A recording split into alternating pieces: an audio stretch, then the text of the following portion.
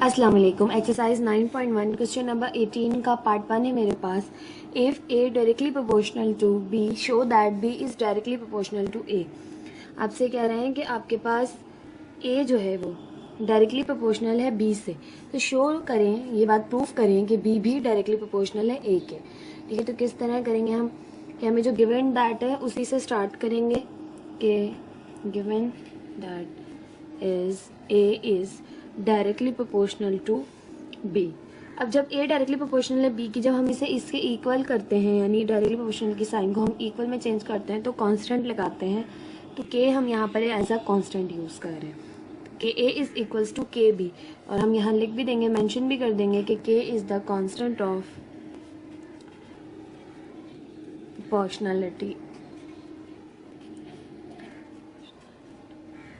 ठीक है, ये आपके पास प्रोपोर्शनलिटी कांस्टेंट है।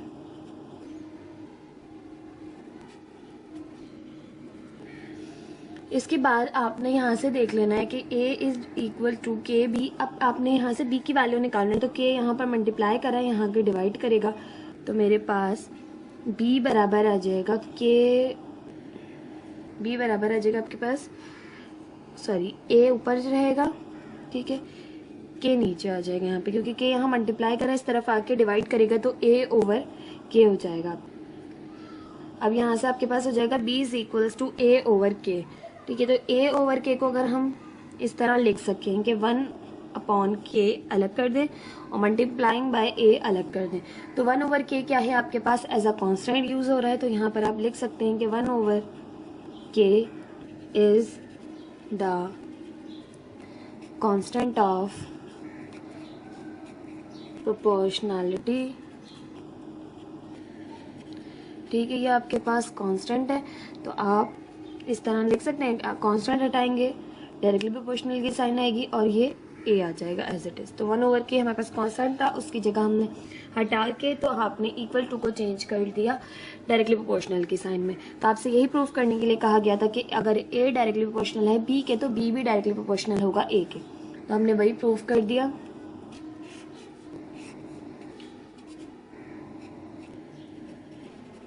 प्रूव्ड।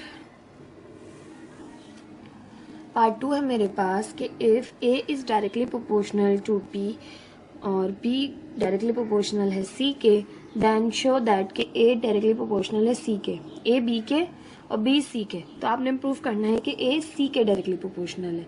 तो किस तरह से करेंगे, पहले हमें एक दो चीज़ें गिवन है, एक ए डायरेक्टली प्रोपोर्शनल बी के और दूसरी बी डायरेक्टली प्रोपोर्शनल सी के। तो हम यहाँ पे लिखेंगे गिवन हमें दिया हुआ है, गिवन के ए डायरेक्टली प्रोपोर्शनल है बी के, हम यहाँ पर एक प्रोपोर्शनलिटी की साइन हटाएंगे, इक्वल्स की साइन लगाएंगे तो कांस्टेंट लगाएंगे। अब हमारे पास दो जो है वो आपके पास गिवन है, तो यहाँ पर हम कांस्टेंट के साथ k1 और k2 यूज़ कर लेते हैं, ताकि हमें पता रहे कि कौन सा k जो है इस इक्वेशन का है, कौन सा इस इक्वेशन का है। तो k1 b हो जाएगा, इसे मैं इक्वेशन नंबर 1 का नाम दूंगी। इसके बाद आपके पास जो गिवन 2 है उसको लेंगे कि b is directly proportional to c। यहाँ पे भी मैं इक्वल की साइन में चेंज करूंगी, तो मेरे पास कांस्टेंट यूज होगा, उस कांस्टेंट को मैं 2 का नाम दूंगी, यानी k2 का, और c एज इट इज, इसे मैं इक्वेशन नंबर 2 का नाम दूंगी। अब ये जो आपके पास b की वैल्यू आई है k2c, इसे मैं इक्वेशन नंबर 1 में पुट कर दूं b की जगह पर। ठीक है, तो आपके पास ये k1 k2 c हो जाएगा। किस तरह से कि मैं कह रही हूँ कि put the value of b, ये जो b की वैल्यू है आपके पास, ठीक है, put the value of b in equation 1। Equation 1 implies that, ठीक है, आपने करना किस तरह है कि a equal k1 as it is, b की जगह पे आपने रखना है k2c, b की वैल्यू को जो कि है k2c, आपने वो पुट कर दी। अब आपके पास a is equals to k1 k2 और c आ गई। ठीक है, और k1 k2 क्या है आपके पास, प्रोपोर्शनलिटी कांस्टेंट है दोनों। तो अब आप यहाँ पर लिख सकते हैं कि where k1 k2 is the constant, ये दोनों कांस्टेंट है किसके, प्रोपोर्शनलिटी के। तो इनको हम हटा सकते हैं, इनको हटा के हम क्या करेंगे, इनको हटा के हम प्रोपोर्शनल की साइन यूज कर लेंगे, ठीक है। और इनको हटाने के किसके प्रोपोर्शन है भाई, सी के, तो ए इज डायरेक्टली प्रोपोर्शनल टू सी। ये आपको प्रूफ करने के लिए भी कहा गया था, ठीक है। यहाँ पे कांस्टेंट हटा दिए तो इक्वल की साइन चेंज हो गई दोबारा प्रोपोर्शन साइन में। यही आपसे प्रूफ करने के लिए कहा गया था।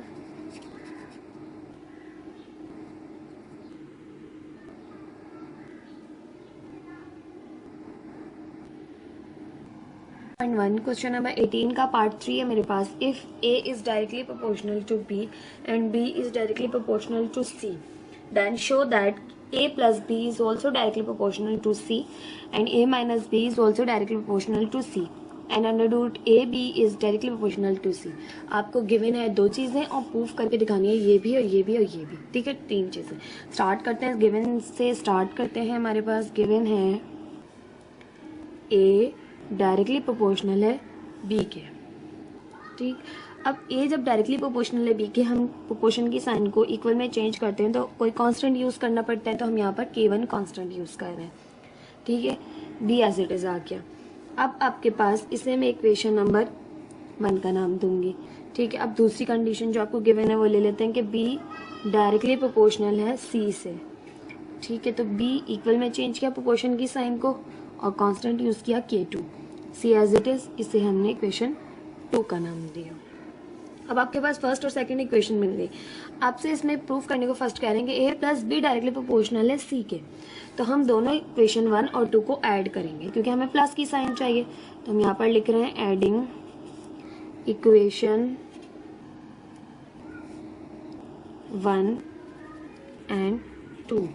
1 है मेरे पास ए, राइट साइड पे ऐड होती है और लेफ्ट साइड पे, तो A plus B is equals to k1b plus k2c। यहाँ पे इस साइड ऐड हो गई और ये दोनों इस साइड पर ऐड हो गए, ठीक है। अब आपके पास देखा जाए तो b जो है वो बराबर किसके है, k2c के भी, तो b की वैल्यू मैं अगेन पुट कर सकती हूँ b की जगह पर। अभी तो मैंने दोनों इक्वेशन को जस्ट ऐड किया है। अब मैं यहाँ पर लिख रही हूँ कि a plus B is equals to k1, b की जगह मैं रख रही हूँ k2c प्लस k2c, ठीक है। जस्ट b की जगह b की वैल्यू पुट की है जो इक्वेशन 2 में थी। अब यहाँ पर हो जाएगा a plus B is equals to k1 k2c plus k2c। अब हमारे पास यहाँ देखा जाए तो c दोनों में कॉमन है, ठीक है। k2 भी कॉमन है लेकिन हम k2 इसलिए नहीं लेंगे क्योंकि वो कांस्टेंट है, ठीक है। तो उसे हम एक तरफ कर लेंगे। यहाँ से k1 k2 बचेगा और यहाँ से k2 बचेगा वाली प्लस k2, और यहाँ से c हमने कॉमन निकाल लिया बाहर। हमने इस तरफ इसलिए निकाला क्योंकि ये कांस्टेंट है, कांस्टेंट को पहले रखा जाता है आपके पास। अब आप यहाँ पर लिख सकते हैं कि where k1 k2 plus k2 is the constant of proportionality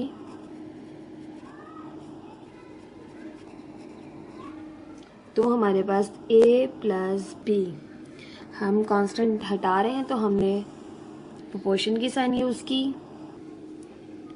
और वो है c के। आपसे यही प्रूफ करने के लिए कहा गया था a plus B as it is, ये कांस्टेंट है, इनको हटा दिया तो इक्वल्स की साइन वापस आपके पास प्रोपोर्शन में चेंज हो गई और ये c यानी a प्लस बी जो है वो डायरेक्टली प्रोपोर्शनल है c के साथ, ठीक है। आपने प्रूफ कर लिया।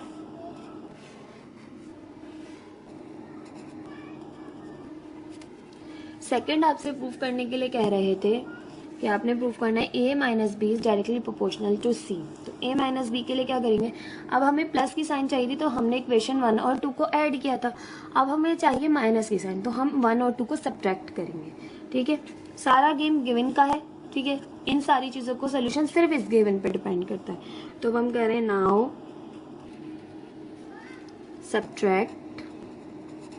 Now subtracting equation 1 and 2। अब हम 1 और 2 को जो है वो सब्ट्रैक्ट कर रहे हैं। 1 है आपके पास लेफ्ट साइड पर a minus B is equals to K1B minus K2C। Simple, A minus B K1B minus K2C। हमने इक्वेशन 1 को और 2 को सब्ट्रैक्ट किया है, ये वाली साइड इस साइड पे सब्ट्रैक्ट हुई, ये वाली साइड इस साइड पे सब्ट्रैक्ट हुई। ठीक है, इसके बाद आगे देखें तो वही अगेन B की वैल्यू के B is equals to K2C। B बराबर किसके है? K2C के। तो B की जगह B की वैल्यू अगेन पुट कर देंगे क्योंकि हमें इस साइड पर सिर्फ C चाहिए। तो यहाँ पर K1 एज इट इज और B की जगह K2C minus K2C। Bracket open करेंगे यहाँ से, तो K1 K2C माइनस K2C। अब देखा जाए यहाँ पर तो वही कंडीशन दोबारा से आ रही है कि हमने यहाँ से C को कॉमन बाहर लेना है, तो अंदर बचेगा मेरे पास K1 K2 माइनस K2 और यहाँ से C बाहर। तो अब हम यहाँ दोबारा से वही बात लिखेंगे कि where K1 K2 minus K2 is the constant of proportionality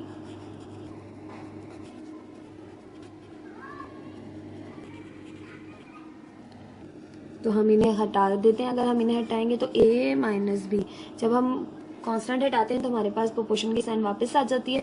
ठीक है, वो किसके है? C के। तो यही आपसे प्रूफ करने के लिए कहा गया था कि आपने प्रूफ करना है कि A minus B is directly proportional to C। Proved. अब आगे आपसे क्या कह रहे हैं कि अब आपने प्रूफ करना, ये भी कर लिया, ये भी कर लिया। अब आपसे कह रहे हैं कि under root A B is directly proportional to C. अब आपने ये प्रूफ करना है। तो हमारे पास जो इक्वेशन 1 है और 2 है, गिवन से ही स्टार्ट करेंगे। इक्वेशन 1 और 2 को अब हम देख रहे हैं कि ए बी मल्टीप्लाई हो रहे हैं, तो हम लिखेंगे equation 1 and 2 multiplying. Now multiplying equation 1 and 2। 1 है मेरे पास A और लेफ्ट साइड पर मल्टीप्लाई हुई और राइट साइड पर K1B और K2C। K1B K2C इस साइड पे है। ठीक है, मल्टीप्लाई हो गए। अब हम देखें दोबारा से कि B is equals to K2C। B की वैल्यू अगेन पुट करनी है, तो AB as it is equals to K1 K2C और ये वाला K2C एज इट इज। ये तो B की वैल्यू है K2C जो ब्रैकेट में रखी है, और ये K2C एज इट इज। अब यहाँ से जाएगा AB is equals to K1 K2 square C square. C से मल्टीप्लाई हुआ, C स्क्वायर हो गया। K2 से हुआ तो K2 स्क्वायर हो गया। ठीक है, K1 एज इट इज। अब ये मेरे पास where K1 K2 square is the constant of proportionality, तो उनकी जगह पे हम हटा के साइन ऑफ प्रोपोर्शनैलिटी यूज कर सकते हैं। पहले ठीक है, तो A B directly proportional to C square. ये दोनों हमारे पास कांस्टेंट थे, इनकी जगह हमने डायरेक्टली प्रोपोर्शनल के साइन यूज किया, इनको हटाया। तो अब आपके पास अगर हम C स्क्वायर है, तो हम अगर दोनों साइड पर यूज करें कि taking root on both side, हम दोनों साइड पर रूट ले रहे हैं, तो यहाँ से मेरे पास हो जाएगा under root A B is equals to under root C square. Square से रूट कैंसिल हो जाएगा, तो अंडर रूट, सॉरी यहाँ पे डायरेक्टली प्रोपोर्शनल की साइन है, A B is directly proportional to C। ये थर्ड आपसे प्रूफ करने के लिए कहा गया था। कंडीशन ही यूज की है जो आपको गिवन थी, उसी से आपने पहले ऐड की, फिर सब्ट्रैक्ट की, देन मल्टीप्लाई की और ये प्रूफ कर दिया।